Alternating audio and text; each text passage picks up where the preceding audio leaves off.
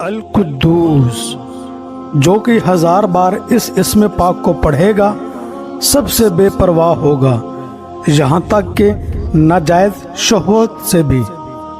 جو شخص دشمن سے بھاگنے وقت اس کو کثرت سے پڑھے گا وہ محفوظ رہے گا۔ جو سفر میں اس کی مداوت کرے گا کبھی نہیں تھکے گا۔ جو اس کو 329 بار شیرینی پڑھ کر دشمن کو کھلا دے تو دشمن مہربان ہو جائے گا۔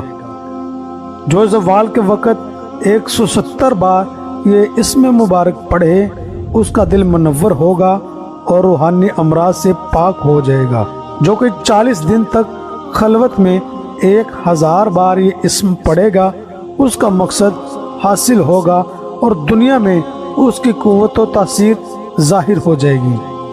اگر کوئی شخص اس کو رات کے آخری حصے میں 1000 بار پڑھے تو بیماری اور بلا اس کے جسم سے دور ہو جاتی ہے۔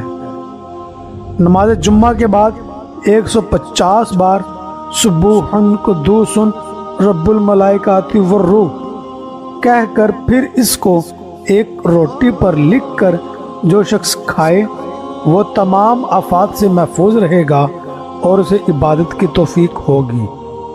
جو جمعہ کی نماز کے بعد سبوحن قدوس روٹی کے ٹکڑے پر لکھ کر کھاتا